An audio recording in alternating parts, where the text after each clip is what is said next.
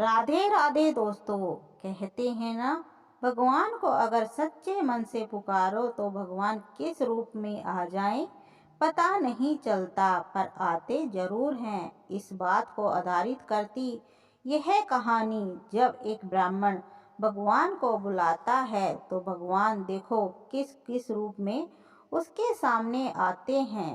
एक ब्राह्मण था, मंदिर में बड़ी सेवा किया करता था। उसकी पत्नी इस बात से हमेशा चिढ़ती थी कि हर बात में वह पहले भगवान को लाता है।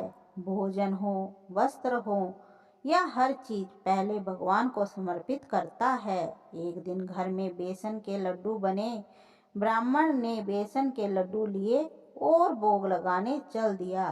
पत्नी इससे नाराज हो गई, कहने लगी, कोई पत्थर की मूर्ति जिंदा होकर तो खाएगी नहीं, जो हर वस्तु लेकर पहले मंदिर की तरफ दौड़ पड़ते हो। अब की बार बिना खिलाए न लौटना, देखती हूँ कैसे तुम्हारे भगवान खाने को आते हैं। बस ब्राह्मण ने भी पत्नी के ताने सुनकर ठान ली कि बिना भगवान को खिलाए आज मंदिर से लौटना नहीं है। मंदिर में जाकर ब्राह्मण जिद लगाकर बैठ जाता है और भगवान के सामने बेसन के लड्डू रखकर विनती करने लगता है कि भगवान, आपको आज यह बेसन के लड्डू खाने पड़ेंगे। एक पहर बीता, आधा दिन बीता, ना तो भगवान आए ना ब्राह्मण हटा। आसपास देखने वालों की भीड़ लग गई। सभी आश्चर्यचकित वह देखने लगे कि आखिर होता क्या है। मक्खियां भिनभिनाने लगी। ब्राह्मण उन्हें उड़ाता रहा। मीठे की गंध से चींटियां भी लाइन लगाकर चली आई। ब्राह्मण ने उन्हें भी हटाया। फिर मंदिर के बाहर खड़े आवारा कुत्ते भी ललचाकर आने लगे। ब्राह्मण ने उनको भी भगाया। लड्डू पड़े देख मंदिर के बाहर बैठे भिखारी भी आ गए। एक तो चला सीधे लड्डू उठाने, तो ब्राह्मण ने जोर से थप्पड़ रसीद कर दिया। दिन ढल गया, शाम हो गई, ना भगवान आए ना ब्राह्मण उठा।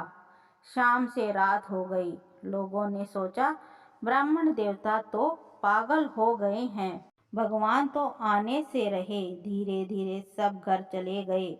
ब्राह्मण को भी गुस्सा आ गया। लड्डू उठाकर बाहर फेंक दिए। भिखारी, कुत्ते, चींटी, मक्खी तो दिन भर से ही इस घड़ी का इंतजार कर रही थी। सब टूट पड़े। उदास ब्राह्मण भगवान को कोसता हुआ घर लौटने लगा। इतने सालों की सेवा बेकार चली गई, कोई फल नहीं मिला। ब्राह्मण पत्नी के ताने सुनकर सो गया। रात को सपने में भगवान आए, बोले, तेरे लड्डू खाए थे मैंने, बहुत बढ़िया थे, लेकिन अगर सुबह ही खिला देता तो ज्यादा अच्छा होता। कितने रूप धरने पड़े तेरे लड्डू खाने के लिए, मक्खी, चींटी, कुत्ता, भिखारी, पर तूने हाथ नहीं धरने दिया। दिन भर इंतजार करना पड़ा। आखिर में लड्डू खाए, लेकिन जमीन से उठाकर खाने पड़े। थोड़ी मिट्टी लग गई थी। अगली बार लाए तो अच्छे से खिलाना। भगवान चले गए। ब्राह्मण की नींद खुल गई। उसे एहसास हो गया, भगवान तो आए थे, लेकिन मैं ही उन्हें पहचान नहीं पाया। ऐसे ही हम भी भगवान के संकेतों को समझ नहीं पाते हैं। धन्यवाद दोस्तों। अगर आपको हमारी वीडियो अच्छी लगी हो तो हमारे चैनल को सब्सक्राइब कीजिए, लाइक कीजिए, शेयर कीजिए। राधे राधे दोस्तों। एक आदमी के घर भगवान और गुरु दोनों पहुंच गए। वह बाहर आया और भगवान और गुरु को देखकर वह भगवान के चरणों में गिरा तो भगवान बोले, रुको रुको, पहले गुरु के चरणों में जाओ। वह दौड़कर गुरु के चरणों में गया। गुरु बोले, मैं भगवान को लाया हूँ, पहले भगवान के चरणों में जाओ। वह भगवान के चरणों में गया तो भगवान बोले, इस भगवान को गुरु ही लाया है, गुरु ने ही बताया है ना, तो पहले गुरु के चरणों में जाओ। फिर गुरु बोले, नहीं नहीं भगवान, मैंने तो इसे बताया ही है ना, लेकिन हमें बनाया किसने? भगवान आपने ही तो बनाया है ना। इसलिए पहले भगवान के चरणों को छूना चाहिए। फिर वह भगवान के चरणों में गया। भगवान बोले, रुको, मैंने तुम्हें बनाया है, यह सब ठीक है। तुम मेरे चरणों में आ गए हो, लेकिन मेरे यहाँ न्याय की पद्धति है। अगर तुमने अच्छे कर्म किए हैं, अच्छा काम किया है, तो तुम्हें स्वर्ग मिलेगा, मुक्ति मिलेगी, अच्छा जन्म मिलेगा, अच्छी योनि मिलेगी। अगर तुम बुरे कर्म करके आए हो तो मेरे यहाँ दंड का प्रावधान भी है, दंड मिलेगा।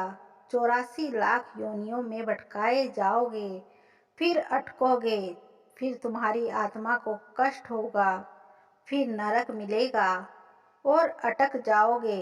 लेकिन यह गुरु है ना, वह बहुत भोला है।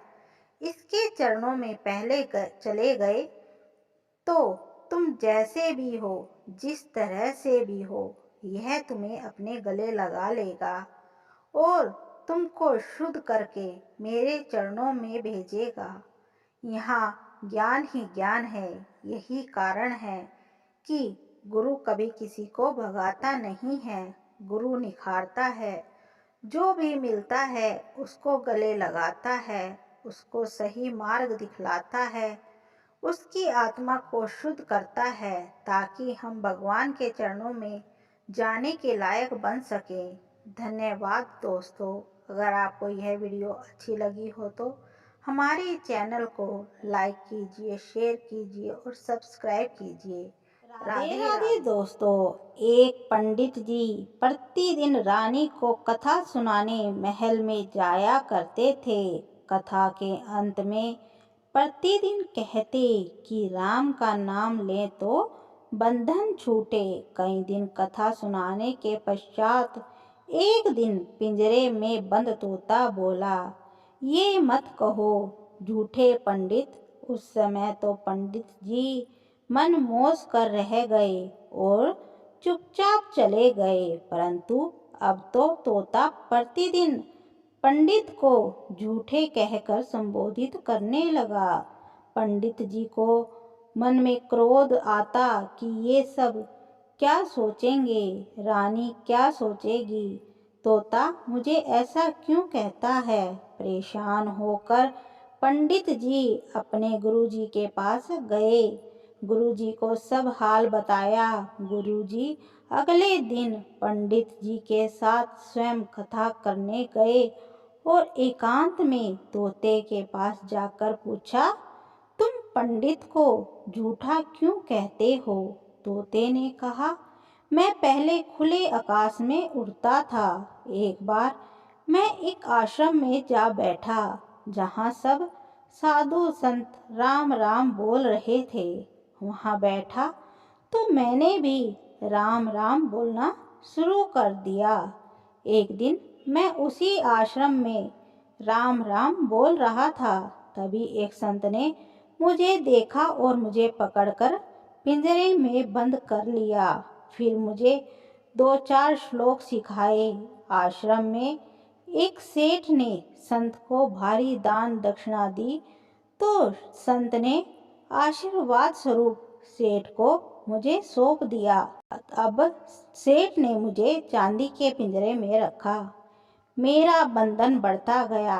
अब मैं स्वच्छ वायु और ताजा फलों के लिए भी तरसने लगा।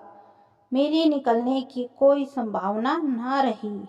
एक दिन उस सेठ ने राजा से अपना काम निकलवाने के लिए उपहार स्वरूप मुझे राजा को दे दिया। राजा ने खुशी खुशी मुझे ले लिया, क्योंकि मैं राम राम और श्लोक बोलता था। रानी धार्मिक प्रवृत्ति की है तो राजा ने मुझे रानी को दे दिया।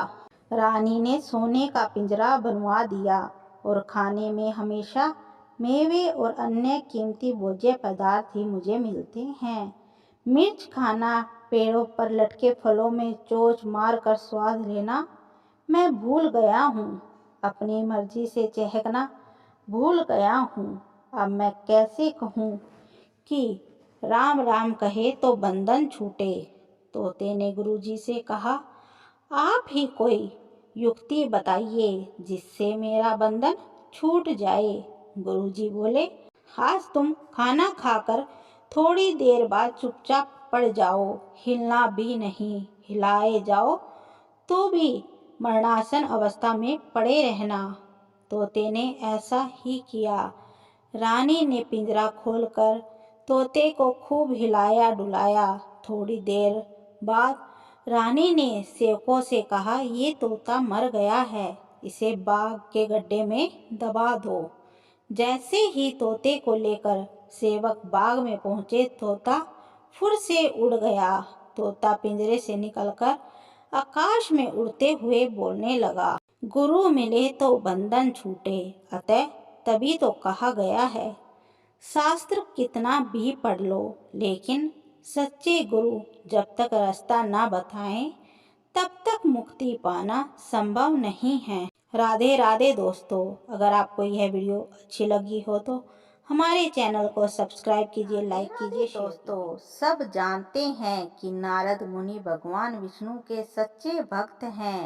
एक बार नारद मुनि के मन में अहंकार वश यह जानने की इच्छा हुई कि भगवान से पूछा जाए कि उनके सबसे प्रिय भक्त कौन से हैं।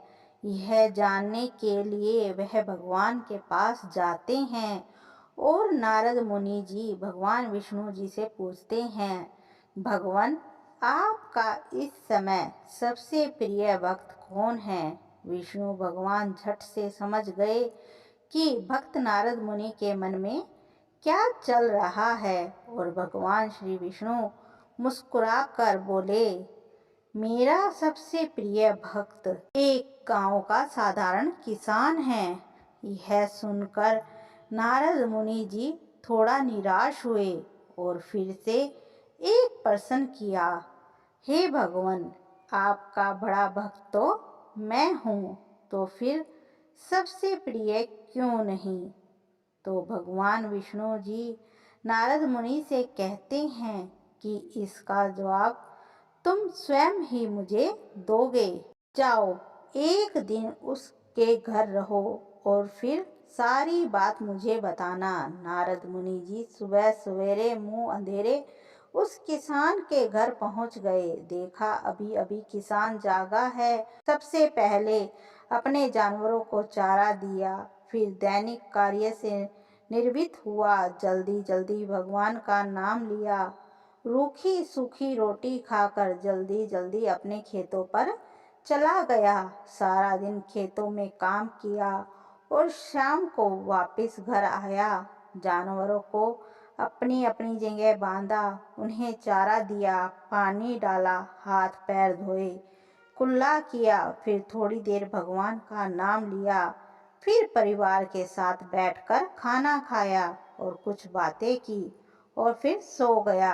अब सारा दिन यह सब देखकर नारद मुनि जी भगवान विष्णु के पास वापस आए और बोले, भगवान, मैं आज सारा दिन उस किसान के साथ रहा, लेकिन वो तो ढंग से आपका नाम भी नहीं ले सकता। उसने थोड़ी देर सुबह और थोड़ी देर शाम को, और वो भी जल्दी जल्दी आपका ध्यान किया। मैं तो 24 घंटे सिर्फ आपका ही नाम जपता हूँ।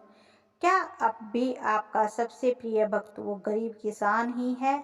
भगवान विष्णु जी ने नारद की बात सुनकर कहा, अब इसका जवाब भी तुम मुझे खुद ही देना। और भगवान विष्णु जी ने एक थाल मोती से भरा नारद मुनि को थमाया और बोले, इस थाल को लेकर तुम तीनों लोकों की परिक्रमा करके आओ, लेकिन ध्यान रहे, अगर एक भी मोती नीचे गिरा तो तुम्हारी सारी भक्ति और पुण्य नष्ट हो जाएंगे।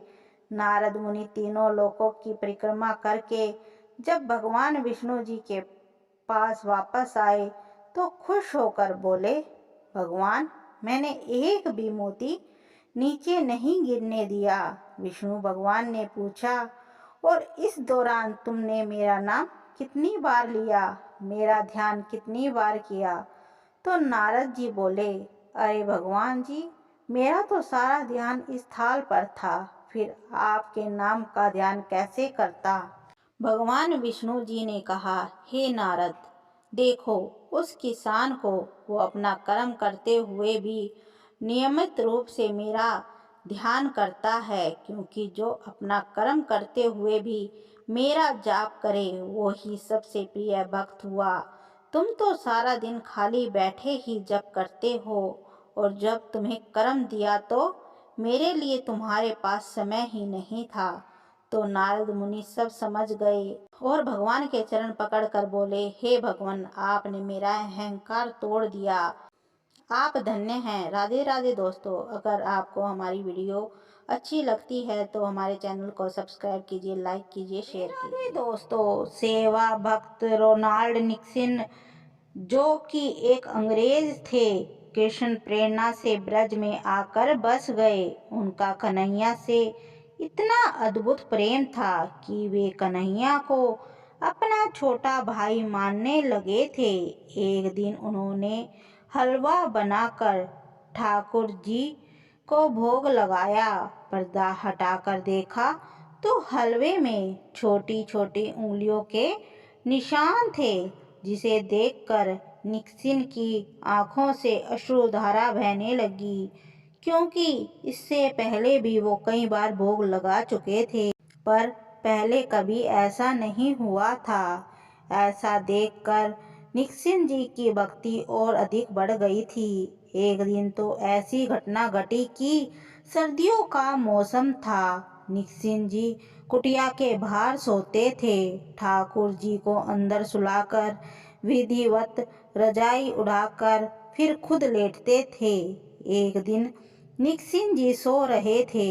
मध्य रात्रि को अचानक उनको ऐसा लगा जैसे किसी ने उन्हें आवाज दी हो, दादा, ओ दादा। उन्होंने उठकर देखा। जब कोई नहीं दिखा तो सोचने लगे कि हो सकता है कि हमारा भ्रम हो।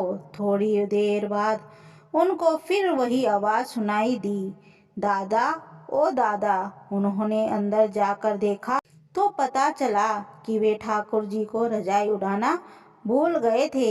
वे ठाकुर जी के पास जाकर बैठ गए और बड़े प्यार से बोले, आपको भी सर्दी लगती है क्या? निक्सन का इतना कहना था कि ठाकुर जी के श्री विग्रह से आंसुओं की अद्भुत धारा बह चली। ठाकुर जी को इस तरह रोता देखकर निक्सन जी भी फूट फूट कर रोने लगे। उस रात्रि ठाकुर जी के प्रेम में वह अंग्रेज भक्त इतना रोया कि उनकी आत्मा उनके पंचभौतिक शरीर को छोड़कर बैकुंठ में चली गई। एक अद्भुत प्रेम था रोनाल्ड निक्सन का। राधे राधे दोस्तों, अगर आपको यह वीडियो अच्छी लगी हो तो हमारे चैनल को सब्सक्राइब कीजिए, लाइक कीजिए, शेयर कीजिए।